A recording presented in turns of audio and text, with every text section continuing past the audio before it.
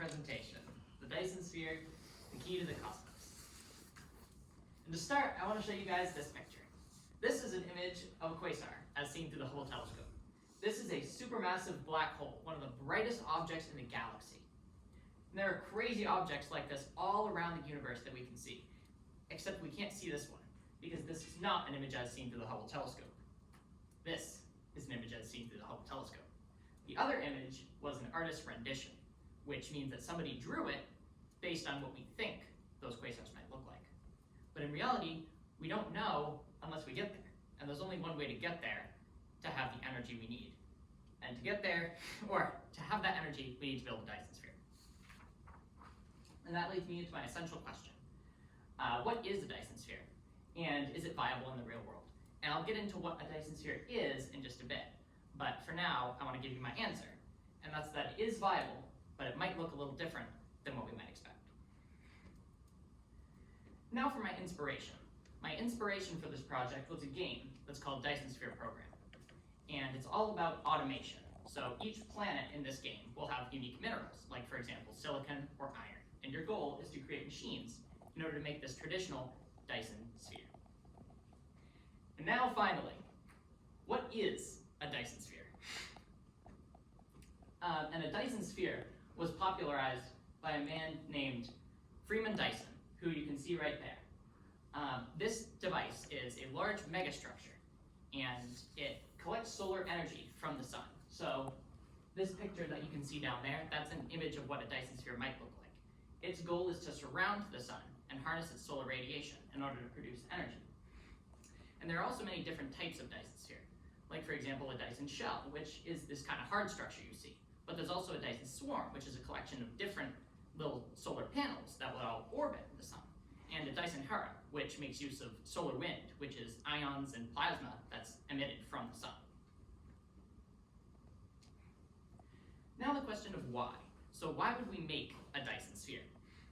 And one of the reasons is, as I was saying before, we can't actually go out into space and see different phenomenon that we can see in our telescopes.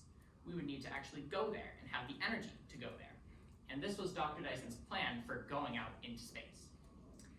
And this would also give us limitless energy for future projects, because the sun actually produces over 1 trillion times the energy that we consume in 1 year in 1 second. Which means that the energy outputted by a Dyson sphere would power so many more people than currently live right now with a much better lifestyle than we currently live right now. And this is an image of a Dyson sphere from a site called Kurzgesagt, who is a collection of astrophysicists that create ideas for what these objects might look like. And this is their rendition of a Dyson sphere, or rather a Dyson swarm, because that ring is actually a collection of a lot of different solar collectors. And this is a quote from Dr. Dyson, who was essentially saying with this quote that it is almost inevitable that some hyper-advanced civilization, when they get to the point of actually getting spacefaring, they will have this sort of artificial biosphere because it's so necessary to have the amount of energy to go places. Now to start, where does the Dyson sphere even need to be made? Because this is a sphere, but we haven't talked about its radius yet. Is it really big or is it really tiny? And the answer to that is that it needs to be approximately 1 astronomical unit, or about 93 million miles away.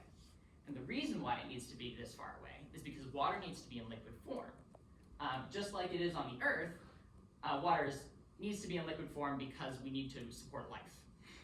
And if we are to live in the Dyson sphere, which after a certain point, we might actually need to deconstruct the Earth to get the resources necessary. We would need to be able to support life to create artificial habitats for us. And this sphere also needs to withstand gravitational force, because if it doesn't, then this sphere will of course be pulled into the sun and be destroyed. And energy efficiency is actually secondary for a massive structure like this. And the reason why is because, say you only collect 1/100th of the energy from the sun, that's still hundreds of billion times the energy that we consume, which means that it's much, much more than we would ever need. Now, firstly, is a Dyson shell possible? So as I talked about before, there are a couple different types of Dyson sphere. And to start, I want to talk about a Dyson shell, because there is a reason why it's not very possible and not really worth going into in depth. And one of the reasons is that there's just not enough matter in the solar system to actually make this thing strong enough to withstand gravitational force. Because if we took all of the matter in the solar system, and this has been calculated, that's actually able to be used for a Dyson sphere, and we made this into this solar collector, it would only be about 8 centimeters thick. And for reference, this object would need to withstand forces equal to about 100 times the tallest building on the Earth right now. The forces required would be about the same as an 85,000 kilometer dome on Earth. And the tallest building is the Burj Khalifa at 850 meters. It's about 1,000 times less. And this object would also be weak to asteroids. Say some asteroid came along and hit the Dyson sphere, it would almost be nothing. It would fall through it like butter, and the whole object would fall apart. And not only that, there's also zero net force on the shell, which means that contrary to differential forces, which are different depending on where you are, zero net force means how much the object is being pushed or pulled in total from every direction. And what that means is, since there's zero net force on the shell, it's not moving at all, but the sun is orbiting something else. And what that means is the sun will move and the shell will not, causing the two to collide, and the sun will win. And so Dyson created a solution to these problems with the original Dyson shell, and that is the Dyson swarm, which, as he described, was a loose collection of objects orbiting around its parent star, which in this case would be the sun. And these small objects, because they're undergoing an orbit, they're actually falling around the sun, meaning the gravitational force isn't as much of a problem. And additionally, any asteroids that come along won't actually damage the entire sphere. They might only damage a part, because the rest of it will move independently. Now, to start, how would we start talking about making a Dyson swarm? Because, of course, as I said before, a shell wouldn't be a great idea, but a Dyson swarm is possible with some extra stipulations. And so we need to talk about 3 main processes to actually start building a Dyson swarm and using a Dyson swarm. The first one of those is manufacturing, because, of course, the Dyson swarm needs to be made. And so to do that, we would need to work on production as well as improving the technology. Additionally, we need to ensure that the collection, solar collection, is working as well, and is also efficient enough to make sense. As I said before, energy efficiency is secondary, but increasing our energy efficiency would be a good idea overall.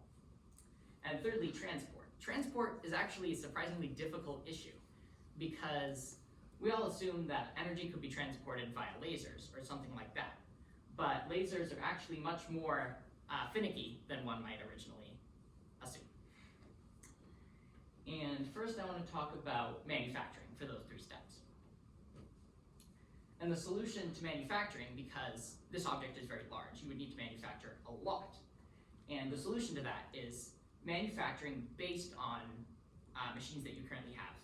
And the function for doing that would look like this. And I'm going to explain that in just a second on this next slide. All right. And the technology I was just talking about is called GSRF, or Guided Self-Replicating Factories. What those guided self-replicating factories are is a factory that produces some material or refines some material. For example, it might make gasoline from oil, but it also does something else, and that is it creates parts of itself. So say a guided self-replicating factory might make oil, but it might also make the refiners that make that oil. So you can then increase the size of the factory, thus producing more output. And this GSRF can be designed to automate processes, because it's not necessarily a factory in itself, it's an idea for a factory. And so it can be applied to anything, like refining or mining, which is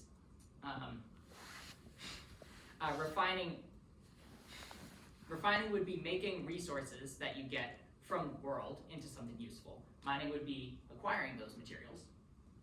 Smelting would be refining metals that you find, and assembling would be making things like circuits or solar collectors from the resources that you have. And if you see up there, this is a somewhat complex formula.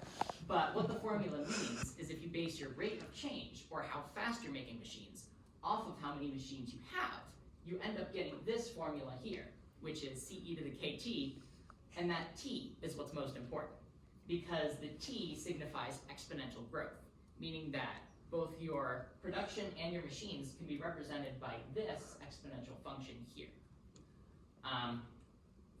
And what that means is as more time passes, you'll be increasing your production to such an insane amount that the Dyson sphere will have to be built by some point, even if it's actually quite soon. So secondly, how do we collect this energy? And there are two ways that I've found to really collect energy in large amounts. One of them is traditional solar panels. So say we created enough solar panels to completely surround the sun. That would be a way to do it. Another way is by solar wind power satellites that are also known as Dyson Harp satellites. And those are used to capture the ions and plasma that are outputted by the sun instead of the solar radiation waves. Thirdly, there's also this sort of solar concentration technology, you could call it. And that is what this diagram here is for. So if you can see that little disk on the bottom, that's actually concentrating the solar energy. It's reflecting it into that little orange box. And that orange box has a solar panel inside of it. So it's collecting that concentrated energy while also needing less silicon in the solar panel to produce that energy. And thirdly, it's making use of a laser on the end of that to beam that power back to Earth. And I also had some questions about laser energy transport, because I ended up finding out that this is actually much more finicky than it looks. And so 3 questions that I wanted to answer is, does this work over long distances? Is it powerful enough? And is it safe? Because, especially with large amounts of power, transporting it can be dangerous if it goes in the wrong direction. And so this is what I found on a resource online, a paper about this topic. So we do not currently have, at least widely available, high power and cheap lasers. And so it can be relatively assumed that if we get to a point where we will start building a Dyson sphere, we will have some sort of high power cheap lasers. And if we don't, we will wait until a point where we do. And additionally, actually transporting power across the entire Dyson sphere isn't really feasible, but transporting power to relays can be feasible. And so a better idea would be to chain lasers, to have some laser fire into a relay, which then fires into another relay, and recollect the lasers every single time. But this also brings into question the safety, because the safety is still not addressed at this point.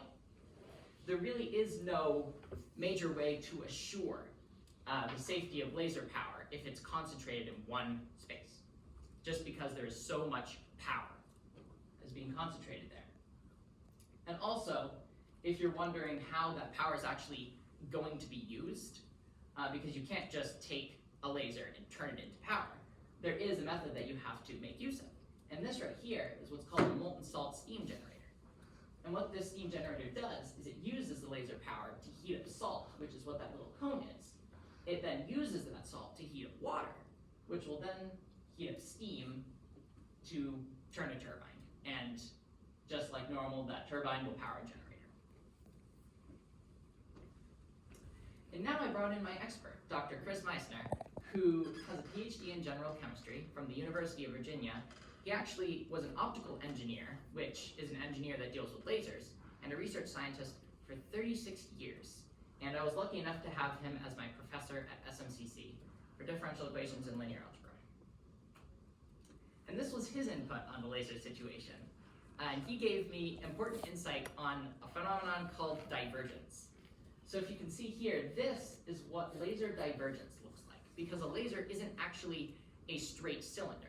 It looks more like a cone, where the farther you get away from the original laser beam, the larger that circle is going to be, or the larger the radius of the beam. And what that means is if you try to fire a laser beam all the way across this Dyson sphere, it will be so big by the time you get to the other side that it will inevitably hit something. And that can be very dangerous, especially if there's a lot of power in that laser. And so I made a second idea for what that laser energy relay might look like. Is you would concentrate power into certain locations of the Dyson sphere, and you would then transport power back to the Earth via those little red lines that you see there. But this also is a problematic solution. And the reason why is because you would need so many relays, which you can see all of these would require relays, but there would also be many more, because this is just a diagram. And those would all be prone to errors, meaning that there would be so many opportunities for error that maintenance would be almost constant. And it would just be mainly inefficient and also dangerous if anything ended up missing and hitting the Earth with the many people that live there. And so here's another solution to that energy problem, because the main issue at this point is safety, and also relaying power across the entire Dyson sphere. And so this solution actually solves both of those. And that is what's called an O'Neill cylinder, created by astrophysicist Gerard K. O'Neill. And what he created is this idea for a cylinder in which people could live. And this cylinder rotates, one going counterclockwise, one going clockwise, in order to even out each other's motion. And inside of these cylinders, there's sunlight being emitted through each one of these mirrors. Therefore, people will be allowed, or be able to see, and of course have light that they can use to either power solar panels on the inside of their home if they so choose, or just have day and night cycles, which is nice for the human circadian rhythm. Yes. So I think that should be, nope. Okay. So this cylinder also solves the second problem. And the reason why it solves the second problem is because power can be directed to these cylinders instead of to the Earth and back to any other locations. And so that means that power can be decentralized. It can be made into a lot of separate networks that are all lower energy, compared to a larger energy system that can be dangerous and overpowered. And now I want to get back to my inspiration, just before I get into the very end of it, because this was my idea for why I wanted to create this project, and so I wanted to look a little more into it. And so here is a final look on how accurate the game Dyson Sphere program is. And there are actually some parts of the Dyson Sphere program game that are pretty accurate. One of them is manufacturing, because as I said before, guided self-replicating factories will produce parts needed to make themselves. And that actually is an important part of Dyson Sphere program. Because in Dyson Sphere program, your goal is to create factories that produce machines, and those machines can in turn produce more factories, which does create that cycle of exponential growth that you'll be needing in a Dyson Sphere. Additionally, the swarm design is quite accurate as well. This is a Dyson swarm that I actually created in the game Sphere editor, and it looks quite similar to what a real Dyson swarm might look like, except for the fact that there aren't enough Dyson swarms, but that's simply a problem of adding more. There are some parts that are inaccurate, of course. One of them is the technology. We do not currently have the technology in this science fiction game. The energy production is also different. That has to do with the actual gameplay aspects of the game. And the game also features a Dyson shell, which I actually showed earlier in the presentation, but those are not accurate, as we talked about. Now, here's my summary of what the ideal Dyson sphere might look like. And in this ideal Dyson sphere, you'll have a swarm of solar collectors orbiting the sun at 1 AU away, 93 million miles. And if you can see those little gray boxes on that Dyson swarm, those are going to be the solar collectors. And additionally, if you can see those little blue boxes, those are going to be the O'Neill cylinders. So they're going to be less common around the entire sphere's face, but you will be seeing energy transported from each of those solar collectors to whatever Dyson or whatever O'Neill cylinder they're closest to. And additionally, there is a third part of this Dyson sphere. And that is if we ever wanted to power individual devices. For example, there's a device called a stellar engine that can be used to propel the entire solar system. But of course, it needs a lot of power, as you would imagine. And so what that means is you would need lots of power, or rather a large amount of solar cells all working in unison. And for those purposes, you would have one dedicated high power laser relay. And that's what those yellow lines there are for those dedicated laser relays to bring power to those very power hungry objects. And that is all I have to say. Here are my works cited.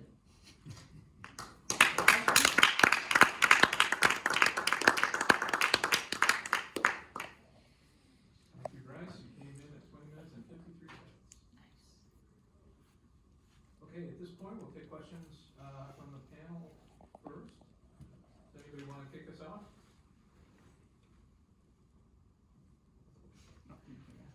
So when I was reading your paper, I noticed that one of the things that you made sure to speak about with the O'Neill cylinders is that you would be doing it 1 AU away so that water would still be in liquid form. Mm-hmm. Is that also like, because nowhere in here, I mean, in the paper it sounds like people could live on these cylinders, Yeah. correct? Yes. So has anything been talked about? I know that they said you need to have plants in order to make it a livable situation so we can emit carbon dioxide and such. But what about water? Is that why you want to make sure water is in liquid form? Yes, so water would need to be in liquid form because water would actually be in those O'Neill cylinders. So kind of like how we have water on the surface here on Earth, it would be very similar on the O'Neill cylinders. So you would have terrain, water, plants, just like any other part of Earth. Yeah. Okay, awesome, thank you. So I, first of all, loved it. It was awesome. When in the future, like, do you think we would be able to achieve something like this? How, like, and I know that's not the easiest question to answer, but like based on like when in the future do you think we would be able to achieve something like this? So that's actually a really fun question because the units of measurement needed to figure out how long it would take are actually completely different than time.